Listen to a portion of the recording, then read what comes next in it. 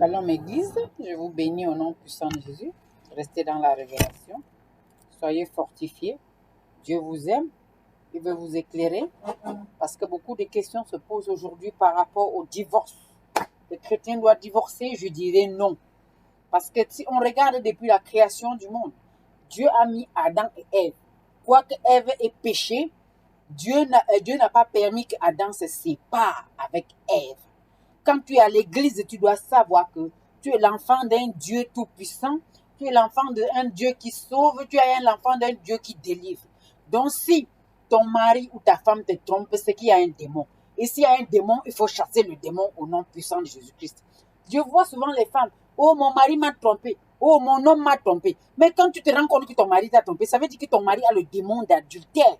Ton mari a le démon d'impudicité. Elle pousse le démon d'impudicité au nom de Jésus-Christ. Impossible n'est pas celui qui croit. Dans le livre de Luc 1, verset 37, il dit, tout est possible pour celui qui croit. Alors, comme tout est possible pour celui... Non, que rien n'est impossible à Dieu. Comme rien n'est impossible à Dieu, expulse le démon d'adultère pour que ton mari soit libre. Hein? La Bible dit aussi dans le livre de Marc 29, verset 23, tout est possible pour celui qui croit. Alors, si toi tu crois, tout est possible. Tout est possible. De arrêter d'embêter les gens à dire il faut divorcer. Tu ne divorceras pas, ma soeur. Et même si tu te divorces, tu dois prendre le verset qui dit de Éphésiens 5, verset 22. Hein? Tu te sépares de ton mari, tu dois rester comme ça. Veux-tu faire le vœu de chasteté? Tu es jeune. Non, je pense que la seule chose que tu dois justement faire, c'est d'expulser le démon d'adultère dans ta femme ou dans ton mari au nom puissant de Jésus. Et ton mari soit libre ou ta femme soit libre. Tu veux aller divorcer pour faire quoi? Pour te remarier, donc tu n'es pas différent de lui qui te trompe ou de la femme qui trompe son homme.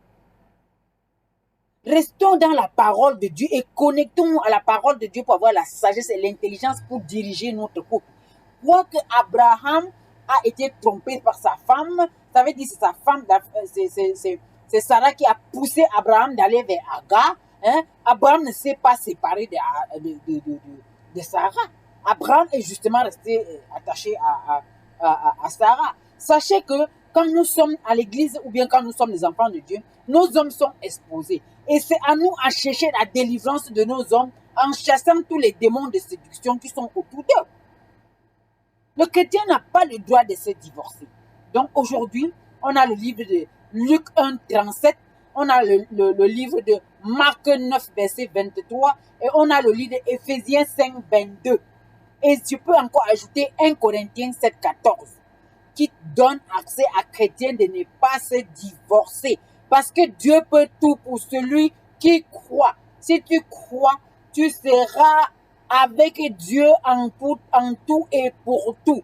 Et comme tu es avec Dieu en tout et pour tout, pour chaque situation, interroge Dieu. Parce que pour un péché, il y a bien un démon derrière. Et ce démon doit être expulsé au nom puissant de Jésus-Christ. Pas divorcer. Si tu divorces, ça veut dire que ton Dieu n'est pas puissant. Tu n'as pas eu la révélation de ce qui dérange ton mari ou ce qui dérange ta femme. Donc lève-toi dans la prière. Prie, médite, chante, loue, acclame.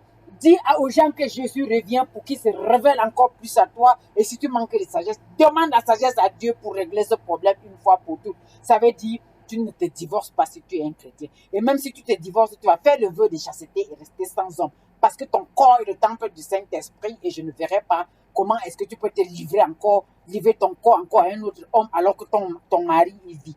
Au nom de Jésus-Christ, soit révélé. Amen.